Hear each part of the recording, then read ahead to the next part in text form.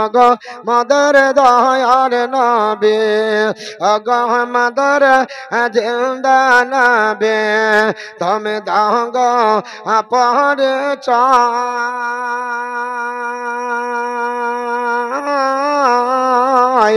কেহবা বলে মাটির বোতল, কেহবা বড় ভাই। ওগো মদর দয়ার নবী, ওগো মদর জিন্দা নবী, তুমি দাও গো পরিচয়। কেহবা বলে মাটির বোতল, কেহবা বড় ভাই। সর্বপ্রথম সৃষ্টি যিনি,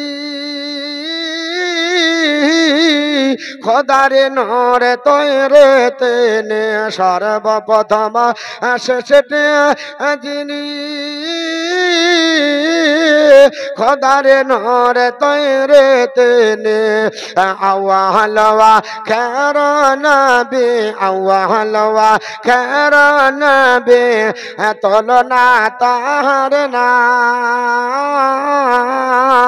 তুমি দাও গো পরিচয়। ওগো মদর দয়ার নবী, ওগো মদর জিন্দা নবী, তুমি দাও গো পরিচয়। কেহবা বলে মাটির বোতল, কেহবা বড় ভাই। নবী বলেন ইয়া উম্মতি উম্মতি, আল্লাহ বলেন না মাটি। নূর বলে ডাকেন সদায়, নূর বলে ডাকেন সদায়, কোরআন পাকে কয় তুমি দাও গো পরিচয়। গো মদর দয়ার নবী, ওগো মদর জিন্দা নবী, তুমি দাও গো পরিচয়। কেহবা বলে মাটির বোতল, কেহবা বড় ভাই। আল্লাহুম্মা সাল্লি আলা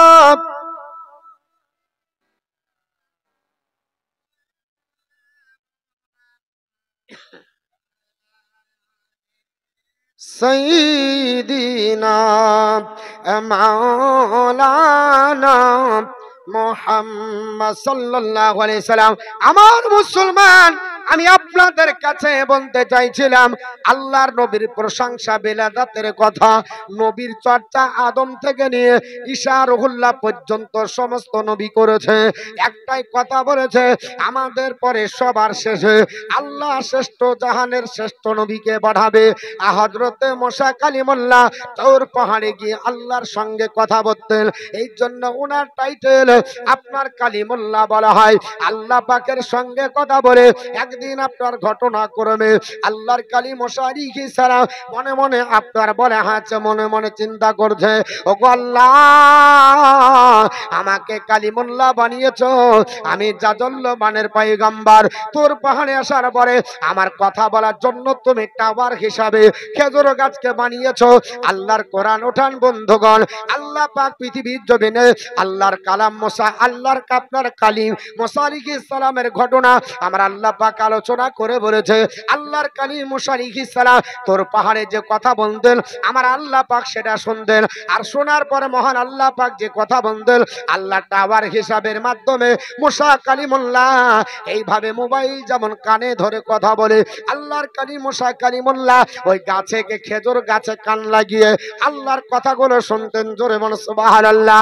এই খেজুর গাছ বলতে আমি আল্লাহ বলতেছি, কিন্তু বাবা এটাকে কেউ যদি শিরিকার বেদাতের ফতোয়া দেয় দিতে পারবে, কারণ আল্লাহর আপনার বলে আছে আল্লাহ বলতেছে আর খেজুর গাছের মাধ্যম দিয়ে প্রকাশ হচ্ছে কথা, আর খেজুর গাছের ভিতর থেকে কথা বলছে আমি আল্লাহ বলছি, তাহলে খেজুর গাছ তো আল্লাহ না, অথচ আমার আল্লাহ বলছে খেজুর গাছের মাধ্যম দিয়ে প্রকাশ পায়। ঠিক মন্তগান পৃথিবীর জমিনে আমার আল্লাহ পাক জানিয়ে দিলে মশারে আমার সঙ্গে কথা হচ্ছে, এটা মাধ্যম খেজুর গাছ। আমি আল্লাহ পাক তোমার সঙ্গে আমি ডাইরেক্ট কথা বলতে পারি, এটার জন্য কোনো বাধ্যবাধকতা লাগবে না, এটার জন্য সিস্টেম দরকার হবে না, এটার জন্য মাধ্যম লাগবে না। কিন্তু আমি আল্লাহ পাক আমি তোমাকে আপনার কথা তোমাকে আমি তোমার সঙ্গে কথা বলবো, ওটা খেজুর গাছের মাধ্যমে। খেজুর গাছে কান লাগিয়ে শোনো, আল্লাহ মাধ্যম তৈরি করেছে আর মোল্লা মাধ্যমকে আপনার বন্ধ করার চেষ্টা চালাচ্ছে। ও মুসা কালিমুল্লাহ, তোর পাহাড়ে ওঠে আমার আপনার আল্লাহর কাছে একটু অহংকারের বশীভূত হয়ে তিনি আপনার নিজেকে বড় মনে করেছিলেন। আমার আল্লাহ পাক বললেন না না, হে মুসা কালিমুল্লাহ শুনে রেখে দাও, আমি আল্লাহ পাক তোমাকে জানিয়ে দিই, আমি যদি শেষ জামানার নবী আমার হাবিবুল্লাহকে তৈরি না করতাম, মুসা কালিমুল্লাহ তোমাকেও আমি আল্লাহ তৈরি করতাম না। পৃথিবীর জমিনে আল্লাহ পাক মুসা কালিমুল্লাহকে যে কিতাবটা দান করেছে ওটা হলো তাওরাত কিতাব। বর্তমান যুগে আবার ইংলিশ কনভার্ট করা হয়েছে, ইংলিশ ভাষায় লিপিবদ্ধ রয়েছে। আল্লাহর কালিম মুসা কালিমুল্লাহকে আমার আল্লাহ পাক ডাক দিয়ে বলতেছে, I will raise them up a prophet from among their brethren like unto thee. হে মুসা কালিমুল্লাহ, আমি আল্লাহ পাক তোমার ভাতৃদিগের মধ্যে হইতে এমন একজন রাসূল উত্থিত করব, এমন একজন রাসূল পাঠাবো লাইক আনটু দি, তোমার মতো হবে। কিন্তু মুসা নবীকে আমার মতো বলিও না। ওগো আল্লাহ কেন বলবো না?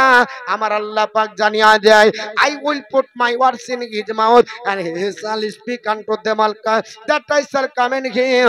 হে মুসা কালিমুল্লাহ, আমি নবীকে যা বলতে বলবো তাই বলবে, একটাও বানাবাট কথা আমার নবী বলবে না। জোরে বলুন।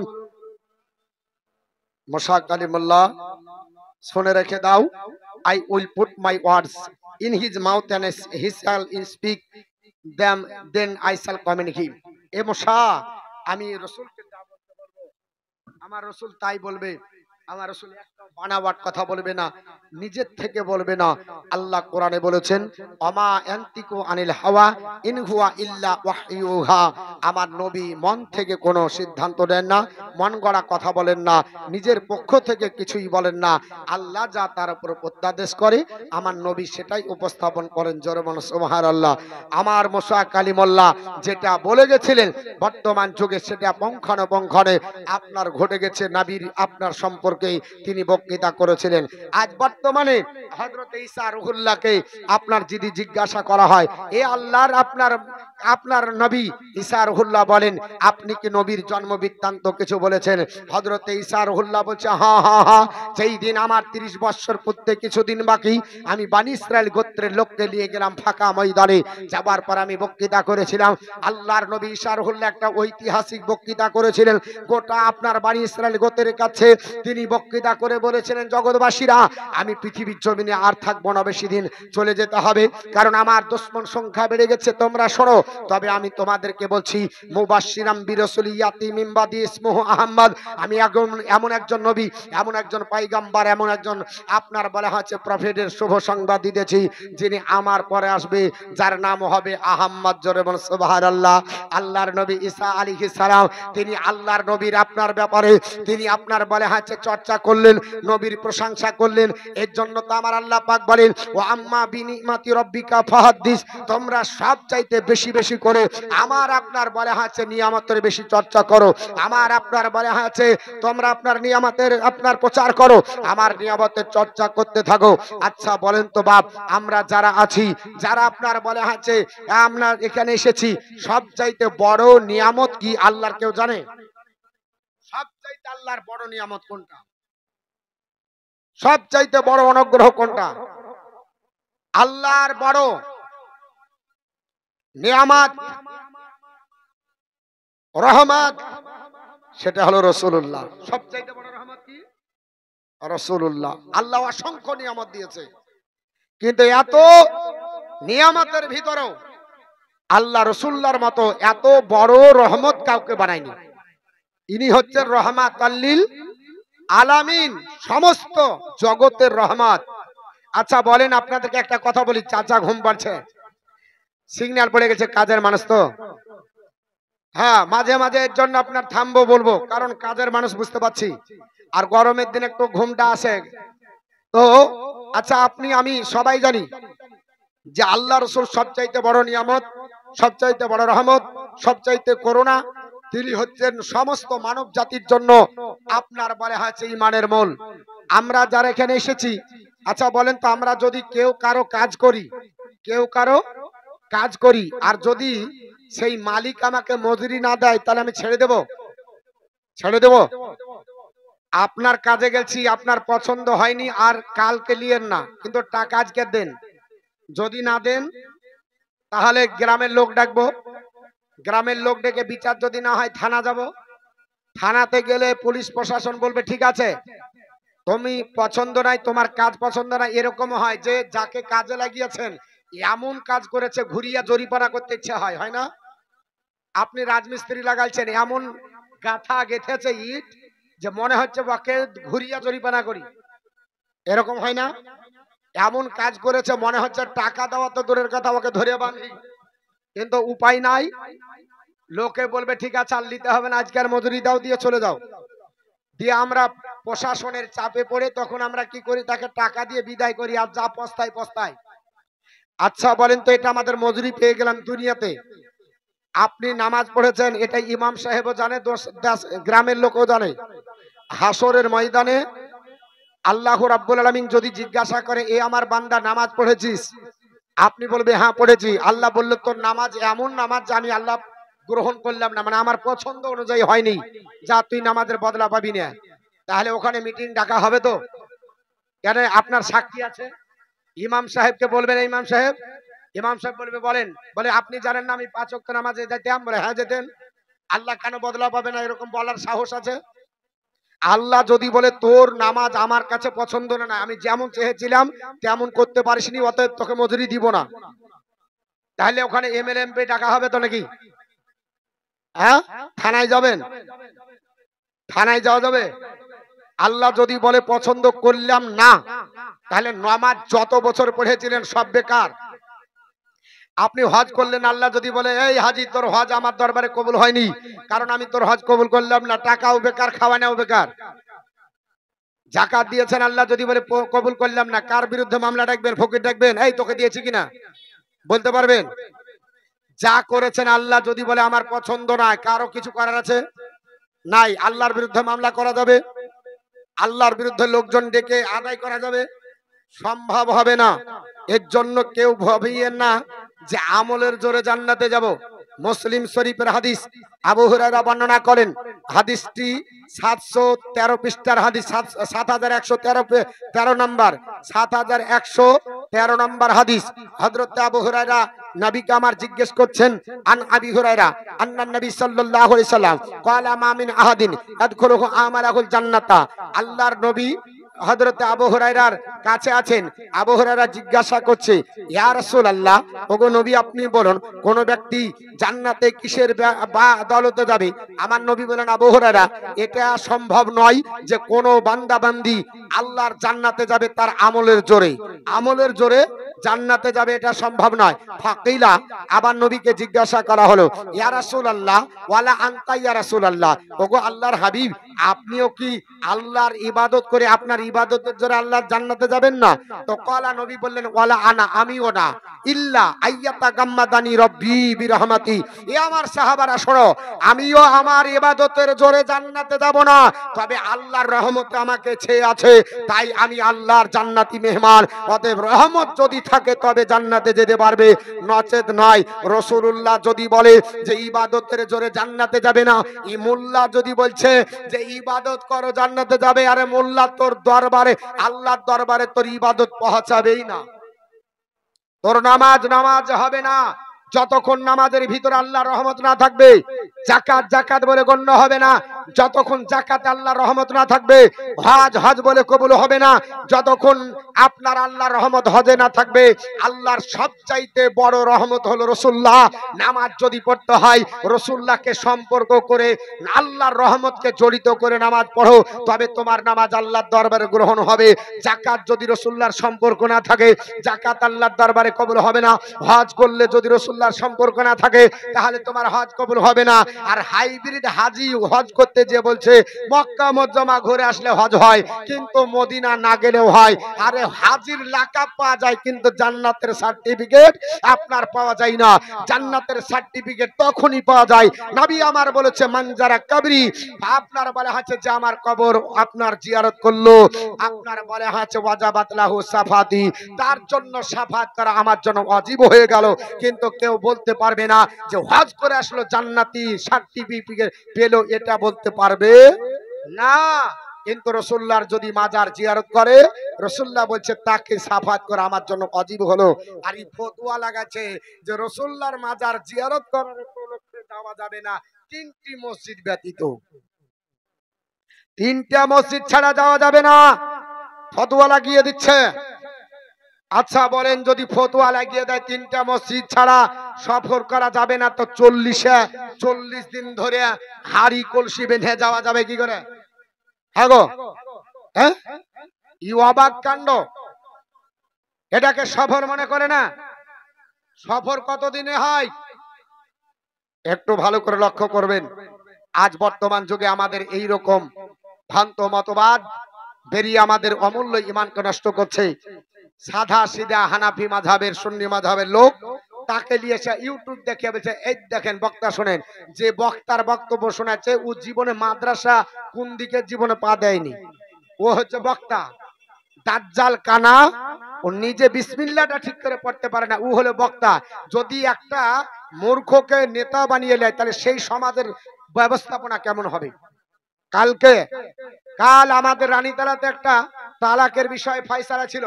হঠাৎ করে বলছে হুজুর একটু বিয়েটা পড়িয়ে দেন। হ্যাঁ, বিয়ে পড়াবো। কে? তো বলছে যে আমার ভাই, আপনার বলে হচ্ছে আমারই ভাই হচ্ছে চাস্তো, তো বিয়েটা পড়িয়ে দেন। 4 বছর থেকে সম্পর্ক নাই। যায়া দেখলাম ওর বউকে 3 তালাক দিয়েছে ফোনে। বলছে ফোনে দিয়েছে, ওটা অসুবিধা নাই। আর মেয়েটা বলছে আমি ভালো করে শুনিনি, বাস ও চালাকি করছে। তারপরে কি করেছে তো বলছে 2 বছর পরে একবারে কোর্টে যাই, একবারে কর করে লিখে দিয়ে এসেছে ছেলেটা, দিয়ে ওকে কাগজ দিয়েছে। দিয়ে মেয়েটাকে জিজ্ঞেস করছি পেয়েছো? তো বলছে হ্যাঁ পেয়েছি। অতএব কোর্টের আপনার বলে হচ্ছে কাগজ দিয়েছে, আমি সঙ্গে সঙ্গে ছিঁড়ে ফেলে দিয়েছি। হ্যাঁ, ওর জন্য ছিঁড়ে ফেলা হবে, কাগজ ছিঁড়ে ফেলে যে তালাক হবে না। 4 বছর পর এখন বিয়ে ভাঙছে। হ্যাঁ গো, তুমি তালাক যে হয়নি, তোমার বিয়ে কেন হবে? বলছে না, লোকে বলছে বিয়ে পড়াতে হবে তার লেগে। আমি বলছি এই সিস্টেমে হবে না, তোমার আবার বিবাহ দিতে হবে। যখন বলেছি সঙ্গে সঙ্গে এক ফারাজি বলছে কই আমাদের তো কই তালাক হয় না। তা আমি বলছি তোমাদের সব হয়, আজ পর্যন্ত একটা ফারাজি কেউ বউ ছেড়তে পারেনি।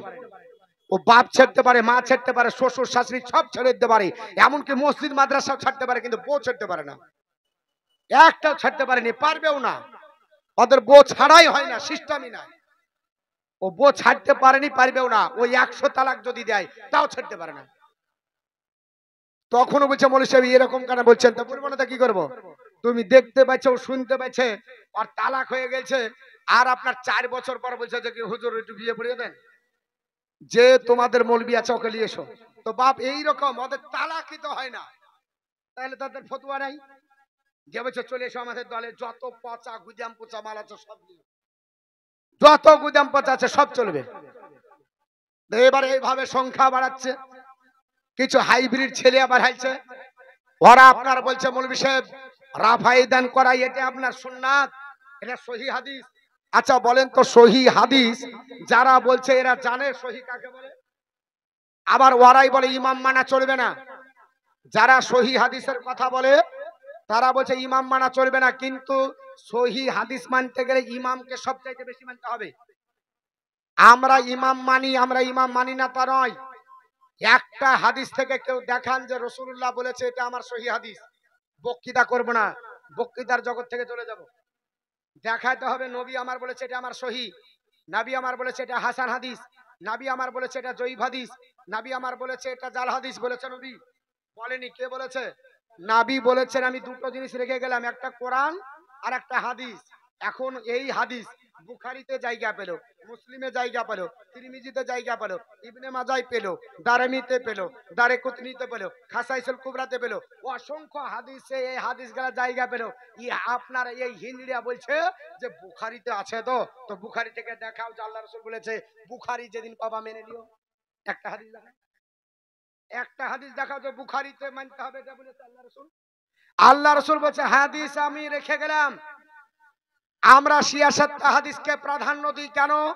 অন্যান্য হাদিসের চাইতে বিশুদ্ধ সনদে সবচাইতে বেশি বর্ণিত হয়েছে এই 6খানা হাদিসে। এর জন্য ইমামদের মত হলো এই 6খানা হাদিস যদি পাওয়া যায় তাহলে এই 6খানা হাদিসকে আগে প্রাধান্য দাও। এর জন্য এটাকে 66টা বলা হয়। তার মানে এই নয় যে দারমি, দারেকুতনি, খাসাইসুল কুবরা বা অন্য কোনো হাদিসে পাওয়া গেলে মানা যাবে না, এটা নয়। আগে দেখতে হবে ইমামদের মত। তোমার ইমাম বললে তো হবে না। তো বন্ধুগণ, আপনার বলা হলো সে রাফায়ে দান করছে, আমি বললাম ভাই রাফায়ে দান যদি করো, যে হাদিসে পেয়েছো ওই রাবিরই তো বর্ণনা আছে যে আল্লাহ রাসূলের এরকম হাদিস আছে যে নবী আমার সিজদা দেওয়ার আগে একবার করতেন, উঠার পরে একবার করতেন। তো তোমরা উঠা কেন করো না? এখানে ঝাড়ো তো ওখানে ঝাড়ো, ঝাড়বে তো ভালো করে ঝাড়ো। তো বলছে না আমরা ওটা করি না। তো বলে তোমরা যার জন্য ওটা করে না, ওটা আমরা সবটাই করি না তার জন্য। যে কারণে তোমরা হাফ বাদ দিয়েছো, হাফ ধরেছো, ওই কারণে আমরা সবটাই বাদ দিয়ে একটাই শুধু রাফায়ে দান করি। কখন? তাকবীরে উলাতে, তাছাড়া আর করি না। যে রাবির বর্ণনায় রাফায়ে দান করে ওই রাবিরই বর্ণনা একাধিক হাদিস, সেখানে লেখা আছে যে নবী সেজদার আগেও রাফায়ে দান করেছে, সেজদা থেকে উঠেও করেছে। এরা করে? হ্যাঁ, আরে আমাদের আপনার বলা হয়েছে সামনে যদি পড়ে তাহলে বুঝবে, কিন্তু সামনে পড়ে না। জেনারেলের কাছে যাইয়া চার দোকানে হচ্ছে এদের আড্ডা দিয়ে বলছে দেখো সহিহ হাদিস। সহিহ হাদিস দেখে মানুষের ঈমান লণ্ঠন করছে। বাপ অনেক কিছু বললাম, চলুন আগের দিকে যাই। আমার বন্ধুগান, বলার উদ্দেশ্য হলো আল্লাহর নবী সাল্লাল্লাহু আলাইহি ওয়াসাল্লাম আমার আসবে বিলাদাতের কথা হযরত আপনার ঈসা পয়গম্বর জগৎবাসীকে জানিয়ে দিলেন। এর আপনার জগৎবাসীরা, হে আমার ভক্তবৃন্দরা, চলো আপনার ফাঁকা ময়দানে আমি তোমাদের কাছে বক্তৃতা করব। একটা বড় মজলিস করলেন, ওই মজলিসে বক্তৃতা করলেন আমার নবীর বিলাদাতের কথা এবং নবী আসবে তার ভবিষ্যৎবাণী করে গেলেন। আল্লাহ আপনার কথাটাকে পছন্দ করে পবিত্র কোরআনে জায়গা দিয়ে দিল, মুবাশশিরাম বিরাসূলি ইয়াতি মিন বাদি ইসমুহু আহমদ। এ আমার আপনার ভক্তবৃন্দ, তোমরা শুনে রেখে দাও, আমি এমন একজন পয়গম্বর, এমন একজন নবী, এমন একজন আপনার প্রফেটের শুভ সংবাদ দিতেছে। আমার পরে আসবে যার নাম হবে আহমদ। আল্লাহর নবীর আসমানের নাম আহমদ, জমিনের নাম হলো মুহাম্মদ। পৃথিবীর জমিনে তিনি বলে গেলেন। আর বর্তমান যুগে খ্রিস্টান ধর্মাবলম্বীরা ওনার নামটাকে কনভার্ট করে বর্তমানে নাম দিয়েছে যীশু খ্রিস্ট। ওনার আপনার উপরে যে আল্লাহ কোরআন আপনার একটা কিতাব নাজিল করেছিলেন, ওই কিতাবটার নাম হলো ইনজিল কিতাব। কোরআনের ভাষাতে ইনজিল বলা হয়, বর্তমানে ওটাকে ইংলিশ ভাষাতে বাইবেল নামে বিভক্ত করা হয়েছে। বাইবেল আপনার টাইটেল দেওয়া হয়েছে, তবে বাইবেল দুই খণ্ডে বিভক্ত। একটার নাম নিউ টেস্টামেন্ট, একটার নাম হলো ওল্ড টেস্টামেন্ট। ওল্ড টেস্টামেন্টের মধ্যে লেখা আছে যীশু খ্রিস্টকে জিজ্ঞাসা করেছিল, ভক্তবৃন্দরা বলল আপনি চলে যাবেন, থাকবেন না, তাহলে আমাদের পথের দিশারি কে হবে, আমাদেরকে কে আপনার পথ দেখাবে? যীশু খ্রিস্ট বলেছিল, ইফ ইউ লাভ মি, যদি আমাকে ভালোবাসো, কিপ মাই কমান্ডমেন্ট, আমার নির্দেশ মতো চলো, I will pray the father, আমি সেই স্বর্গীয় পিতার কাছে প্রার্থনা করব, he shall give you another comforter, যিনি অন্য একজন শান্তিবাহক প্রেরণ করবে, দ্যাট হি মে অ্যাবড ফরএভার, যে নবী কোনোদিন চলে যাবে না, তোমাদের কাছে চিরদিন সঙ্গ দিবে, তোমাদের কাছে থাকবে। এই জন্য নবীকে আমরা হাজির নাজির বলি। এ মুসলমান, আপনার যীশু খ্রিস্ট রাখি দেওয়া হলো, নবী মরে মাটির সঙ্গে মেশাবে না, নবী চলে যাবে না, নবী আপনার হারিয়ে যাবে না, নবীকে ডাকলে পাওয়া যাবে।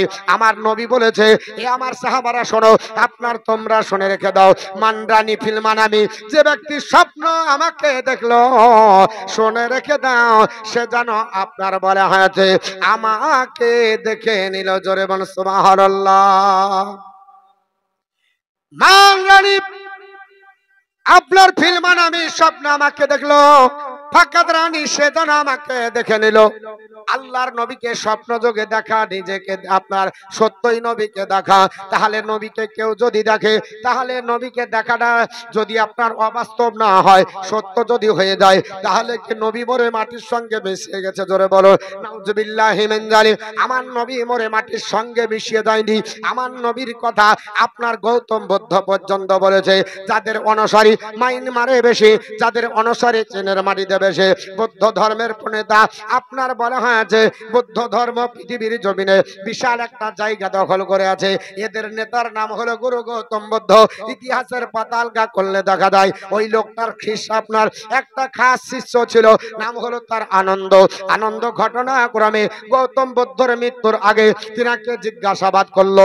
আনন্দ সেতুদা বলেছেন হোসাল টিচার সুন্দর গান, এ গৌতম বুদ্ধ আপনি চলে যাওয়ার পরে, আপনার মরণের পরে, আপনার তিরোধানের পরে, আপনার ইন্তিকালের পরে হোসাল টিচার্সকে আমাদের শিক্ষা দেবে। The blessed one replied, Gautam Buddha বলল I am not the first Buddha.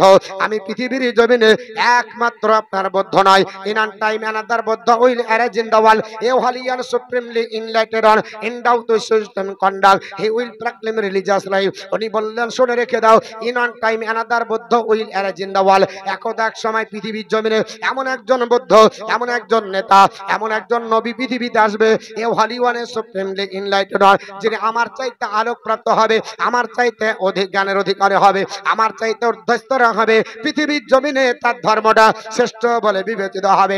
আনন্দ বলল হাউসালুনকিমে আপনার গৌতম বুদ্ধ কি করে চিনবো শেষ জামানার নবী? ওনার তো পরিচয় লাগবে, ওনার তো সিম্বল লাগবে, ওনাকে কি করে চেনা যাবে? ইনি হচ্ছেন শেষ জামানার নবী। ওনার পরিচয় পত্র জানতে যাই আপনার গুরু গৌতম বুদ্ধ বলেছিল the blessed replied, Gautam Buddha বলল he will be known as a Maitreya, তিনি হবেন শান্তির করোনা। জোরে বল সুবহানাল্লাহ।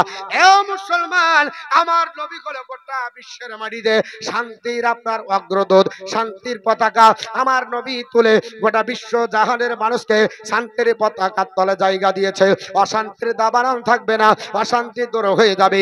আমার নবী এসেছে গোটা মানব জাতিকে শান্তির তলে জায়গা দিয়ে মুগ্ধ করেছে। জোরে বলি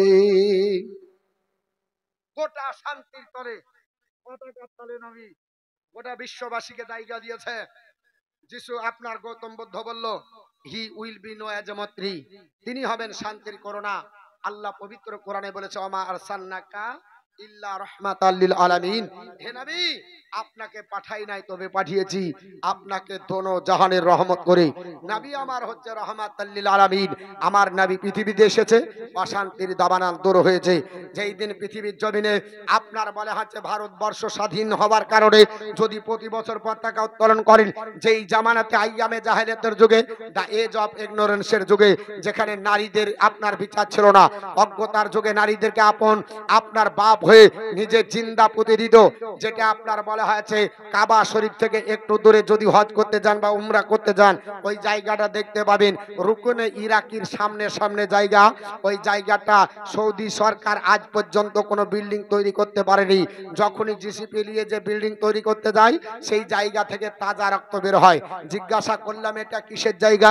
বললো এটা আইয়ামে জাহেলিয়াতের যুগে ওই আপনার জীবন্ত মহিলাদেরকে দাফন করার জায়গা।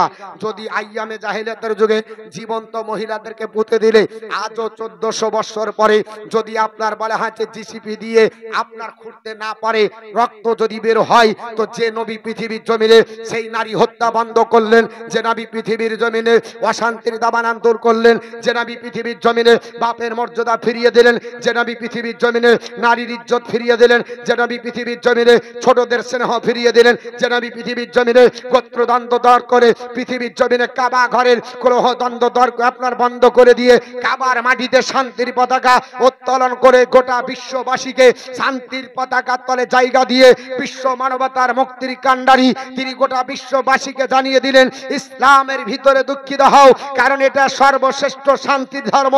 সেই নবীর আগমনের জন্য পতাকা উত্তোলন করা যাবে না, যাবে না, একটু জোরে বলতে হবে। ইংরেজ তাড়ানোর জন্য প্রতি বছর যদি হয়, ইংরেজের ডবল ইংরেজ আপন নিজের বিটিকে দাফন করে, তাদের চাইতে কঠিন কেউ হতে পারে? নিজের স্ত্রীদেরকে পর্যন্ত দাফন করেছে। নারীদেরকে আপনার বলা হচ্ছে নির্যাতন করেছে, সেই সমাজকে আপনার বলা হচ্ছে আপনার কুলসিত সমাজকে আপনার বলা হচ্ছে ধ্বংস করে দিয়ে নতুন প্রজন্মকে নবী আমার শান্তির বার্তা দিয়ে শান্তির পতাকা উত্তোলন করলেন। সেই নবীর জন্য আর শান্তির পতাকা তোলা যাবে না, এটা এখন বলছে। আমার মুসলমান ভাইরা, আজ পৃথিবীতে গুরু গৌতম বুদ্ধ বলল তিনি হবেন শান্তির করোনা, রহমাতুল লিল আলামিন। আর আমার নবী কেমন রহমত, একটা ওয়াকায়া আপনাদের কাছে বলি। নবী আমার আমির হামজা রাদিয়াল্লাহু তাআলা আনহুর বাড়িতে ছিলেন। আমির হামজা রাদিয়াল্লাহু তাআলা আন তিনি তিনাকে রেখে গেছিলেন বন শিকারে। আল্লাহর নবীর অভ্যাস ছিল কাবা ঘরে তিনি নামাজ পড়তেন সব সময়, কারণ নবীর বাড়ি থেকে কাবা ঘর বেশি দূরে না। আজকে নবীর মিলাদুন নবী পালন করছি, এটার জন্য চলছে আপনার বলা হচ্ছে পৃথিবীর জমিনে আল্লাহর নবীর ঘরে লেখা আছে, নবীর যেটা বাস্তবিটা মা আমিনার ঘর, ওই ঘরটা ক্যালিগ্রাফ আরবিতে লেখা আছে মাউলুদ্দিন নবী সাল্লাল্লাহু আলাইহি সাল্লাম। মাউলুদ্দিন নবী শব্দটা লেখা আছে। আর আজকে আর অ্যালার্জি হচ্ছে, এই আপনার বলা হচ্ছে মাউলুদ্দিন নবী শব্দটা ব্যবহার এর ভালো লাগে না। তো আল্লাহর নবী সাল্লাল্লাহু আলাইহি সাল্লাম কাবা ঘরের চাতালে বসে আমার নবী ধ্যানে মগ্ন হয়েছে। আবু জেহেলের বাড়ি ছিল নবীর বাড়ির সামনে, নাবিকে পার হয়ে যেতে হবে আবু জেহেলের বাড়ি, তারপরে সাফা মারওয়া পাহাড়ের মিডিল দিয়েই হচ্ছে কাবা শরীফ। তো আবু জেহেল দেখতে পাচ্ছে ভাতিজা গেল। আবু জেহেল বলছে আজকে আমির হামজা নাই, অতএব গোল্ডেন চান্স, খুঁজে নিয়ে এসো পাড়া প্রতিবেশীর যুবক আপনার বাচ্চা ছেলেদেরকে ধরে পাথর তুলে দিয়ে বলছে মোহাম্মদ এ হচ্ছে আমার ভাতিজা। আপন ভাতিজা ছিল না, এ ছিল সম্পর্কের ভাতিজা, মানে পাড়া প্রতিবেশী হিসাবে। আবু জেহেল আমার নবীর আপন